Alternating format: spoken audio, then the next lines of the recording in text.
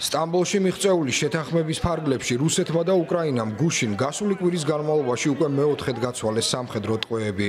არც ერთ ქვეყანას გათავისუფლებული ტყვეების ზუსტი რაოდენობა არ გაუმხელია. როგორც ცნობილია, ტყვეთა გაცვლის პირველი რაუნდი 9 ივნისს გაიმართა.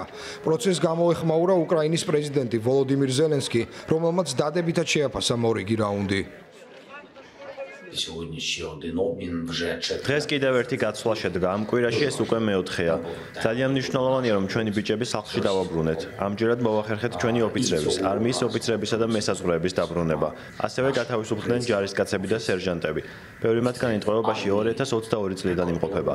აქ არიან ასევე მარიუპოლის, აზოვსტალის დამცველები და ბიჭები სხვა საბრძოლო ოპერაციების ზონებიდან. ისინი უკვე სახლში, უკრაინაში არიან.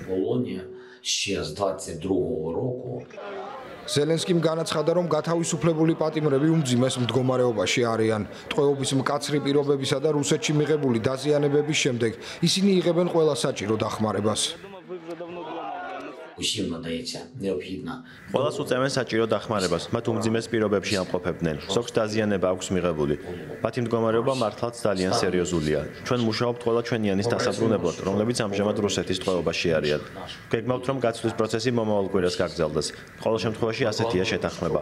ვიმედოვნებთ, რომ რუსული მხარე შეასრულებს ჰუმანიტარული ვალდებულებების თავის წილს და შეთანხმების შესაბამისად იმოქმედებს. პატიმრებისა და დაღუპული ჯარისკაცების შეხვედრების გაცვლის შესახებ შეთანხმება რუსეთსა და უკრაინას შორის 2 ივნისს სტამბოლში გამართული მოლაპარაკებების მნიშვნელოვანი შედეგი იყო. ეტაპობრივი გაცვლის პირველი რაუნდი ორშაბათს 9 ივნისს გაიმართა.